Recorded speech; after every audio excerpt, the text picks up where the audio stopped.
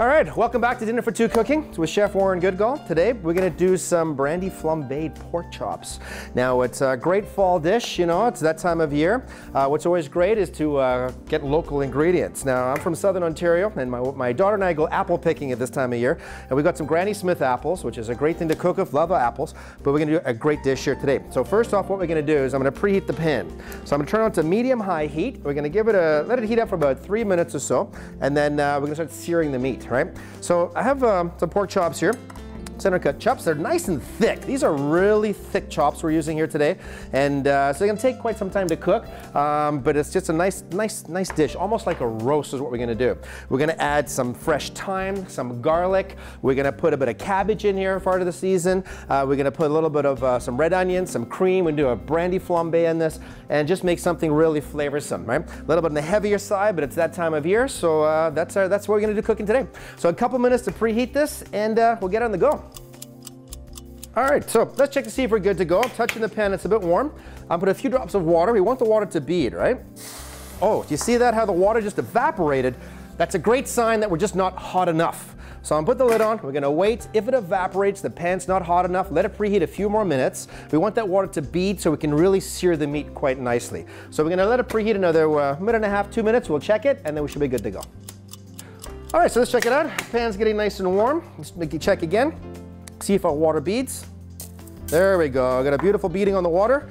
We can see that, just beading all over, but we don't need that water. So let's get rid of that.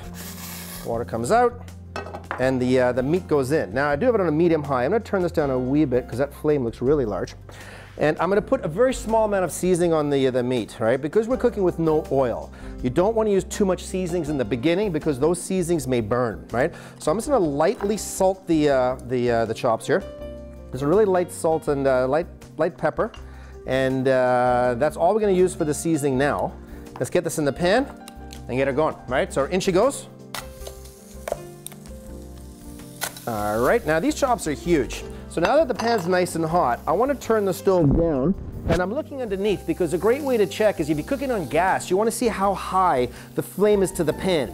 Generally, you're gonna have a high heat, the flame will be touching the pan. If you want a medium low heat, you want a very small flame underneath, right? So I'm just gonna check this, it's looking good. What we're gonna do is we're gonna sear this because it's such a thick piece of meat for a good 8 to 10 minutes. So I'm gonna put the lid on a jar. So pork's a very lean meat. We're not gonna have a lot of fat spitting out of this. And we'll let that sear for a few minutes, and we'll come back and we'll check it. And what we got on the go here, I have my apples sitting in water with a bit of lemon. There's a good trick to know, because when you cut up apples, the same with the potatoes, you know, when they start to oxidize, they're gonna go brown, right? So we add a bit of lemon into the water, and the lemon will help fight, it's like an antioxidant, the lemon, it'll help fight that oxidization. So we're gonna let that sit in the water just for a few minutes until we're ready to cook, because the apples go in towards the end. And the worst thing is to put a whole bunch of brown apples into your dish, because we want to have that nice color. We don't want them to be brown in the end. They'll lose a bit of their color, but they're still gonna look quite fantastic. So let's sear this for a few minutes. We'll come back and we'll get this on the go. All right, so it's been about 8 minutes or so. We're just gonna give this a flip, see how this is looking. And looking good. So I'm just gonna flip it right over. Oops, scoop it underneath there. Nice flip. We got a really nice browning on the meat, right? And I'm gonna flip it over. I'm gonna let this do the same thing, just to give it a nice browning on the other side before we start adding all the liquids into the pan. So we're gonna let that brown for about another 8 minutes, and then we'll come back and pretty much get the dish finished off. All right, so another few minutes have passed. Let's have a peek in here. It's looking good. Now what we're gonna do, these chops are so thick is why I let them cook a little bit longer. I'm gonna add in some onions down the sides. All right, put some onions in, about half an onion. We're gonna put in some garlic. I wanna make sure that the garlic is touching some of that steel, so it brown nicely. We have some of the nice caramelization from the meat on the pan, which is nice too. I'm gonna throw in here some fresh thyme. So some chopped up thyme as well we're gonna put into the dish. All right, and all the thyme out of here. And then what we're gonna do is we're gonna flambe this with a bit of brandy, right? So just give this onions a bit of a stir quickly here. Looking good. All right, they're gonna cook down really fast. When I flambe this, it's gonna help that as well. And I'm gonna turn my flame up a little bit higher. I want to get the pan really nice and hot. When you want to flambe, especially if you're at home and you're entertaining, and, you know, part of cooking is having that fun time. You want a nice flame. If you want to flambe really nicely, make sure you get the pan hot. right? So we want it nice and hot. So let's get this on the go. We're gonna pour some brandy in there, and we'll do our, didn't get hot, there we go. So we got some flambe action happening, right? And that is definitely the way we like to do it. So I'm gonna put in some cabbage as well, right? So I put the cabbage right in there. We're cooking off all that brandy. Cabbage goes in. And I'm gonna deglaze this with a little bit of chicken broth as well, right? Put the chicken broth in, all right? And that's what we call flaming pork chops.